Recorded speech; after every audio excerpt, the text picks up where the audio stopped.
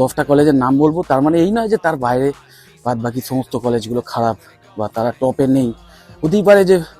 মানে তোমার তোমার তোমার চোখে হয়তো যে টপ 10, সেখানে হয়তো আমার এই টপ 10-এর মধ্যে একটা কলেজও থাকলো না, হতেই পারে,